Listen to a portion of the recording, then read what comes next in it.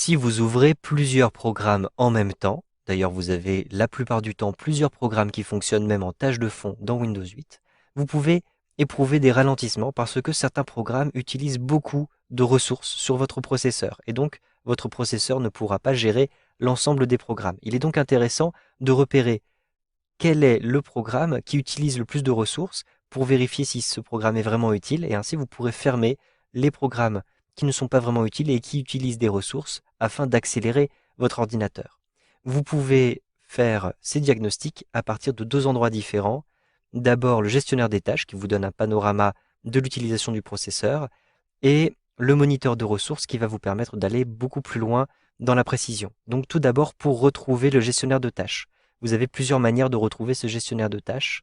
Vous pouvez le retrouver avec un clic droit dans la barre des tâches, comme ceci, puis gestionnaire de tâches. Donc c'est le moyen très simple de retrouver le gestionnaire de tâches. Je vais le fermer pour vous montrer d'autres solutions. Vous pouvez aussi utiliser le raccourci clavier CTRL plus ALT plus SUPRE. Ainsi vous avez cet écran-ci qui est affiché. Choisissez ensuite gestionnaire des tâches. Vous voyez qu'on vous propose d'ouvrir le gestionnaire des tâches. Un simple clic pour l'ouvrir. Vous avez aussi un raccourci clavier qui est très pratique. Je vais fermer simplement ici cette fenêtre-ci. Pour retrouver le gestionnaire de tâches, vous allez effectuer un raccourci clavier, CTRL, plus SHIFT ou MAJ, plus échappe. Et vous avez immédiatement, vous le voyez, le gestionnaire de tâches qui apparaît. Pour avoir accès aux détails du gestionnaire des tâches, cliquez simplement sur plus de détails. Vous avez ici les différents processus qui fonctionnent en ce moment avec le pourcentage du processeur utilisé. Donc ici, vous le voyez, en réalité, je n'ai que le gestionnaire des tâches qui est ouvert et qui utilise un petit peu le processeur. Comme là, il a été entièrement chargé, eh bien, il n'utilise plus le processeur. Par contre, il continue d'utiliser un petit peu de mémoire vive. Vous avez un panorama des performances en cliquant ici sur l'onglet Performance. Par exemple, vous avez l'utilisation du processeur. Donc lorsque vous chargez un élément, vous allez simplement avoir un pic d'activité. Vous avez la mémoire utilisée, donc la mémoire vive utilisée va être plutôt stable. Donc en fonction de l'utilisation de vos programmes, vous allez avoir cette courbe-ci qui va augmenter, mais vous n'allez pas avoir des pics violents comme pour le processeur par exemple. Vous avez ici l'écriture sur le disque. Donc lorsque vous allez sauvegarder un fichier sur votre disque ou lorsque vous allez charger un nouveau fichier sur votre disque, vous allez avoir ici des pics d'activité. De même, avec la même logique, vous avez les connexions Bluetooth ou les connexions Ethernet. Donc par exemple, pour la connexion Ethernet, dès que je vais envoyer quelque chose sur mon réseau ou lorsque je vais recevoir quelque chose depuis mon réseau, je vais avoir ici des pics d'activité. Nous allons voir plus particulièrement l'activité du processeur. Donc ici, je regarde l'activité du processeur et je vais me rendre ici, sur Internet Explorer. J'ouvre Internet Explorer. Vous le voyez, lorsque j'ouvre une page, Internet Explorer va d'un seul coup provoquer un pic d'activité de mon processeur. Et lorsque des éléments de la page vont changer, ici par exemple vous voyez les images changent, je vais avoir des pics un petit peu plus petits qui vont apparaître à cet endroit-ci. Donc je sais en temps réel comment mon processeur est utilisé par tel ou tel programme. Si maintenant je ferme ici le navigateur Internet, je vais progressivement retrouver, vous le voyez, une utilisation du processeur minimum et stable. Si vous souhaitez aller plus loin, vous pouvez utiliser le moniteur de ressources. Pour retrouver le moniteur de ressources, à partir du gestionnaire de tâches, c'est très simple. Il suffit de cliquer ici sur moniteur de ressources. Mais vous avez d'autres possibilités pour le retrouver. En effet, vous avez à partir du menu démarrer un certain nombre de programmes qui sont accessibles. Donc je vais fermer cette fenêtre-ci ainsi que le gestionnaire des tâches.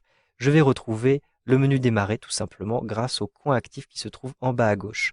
Un simple clic à cet endroit-ci. Vérifiez que vous avez bien affiché les vignettes. Donc, je positionne le curseur de la souris tout en haut à droite pour retrouver le volet de droite. Ensuite, je vais retrouver les paramètres. À l'aide des paramètres, j'ai ici, vous le voyez, la possibilité d'afficher des vignettes. Je clique ici sur vignette et je vérifie que j'ai bien ici coché oui. Lorsque vous avez coché oui, retournez dans le menu démarrer et rendez-vous sur le côté droit.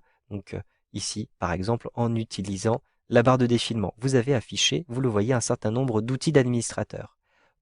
Parmi ces outils d'administrateur, vous avez ici le moniteur de ressources. Un simple clic pour ouvrir ce moniteur de ressources. Lorsque vous avez ouvert ce moniteur de ressources, vous avez une vue d'ensemble qui vous donne accès à un grand nombre d'informations. Je vais ici regarder simplement pour le processeur. Donc pour le processeur, j'ai des processus qui sont en cours et ces processus utilisent 3%. J'ai aussi des services qui sont en cours, mais cela n'utilise rien du tout. Donc je clique ici pour ouvrir les différents processus. Je vais avoir effectivement un certain nombre de processus qui sont en cours.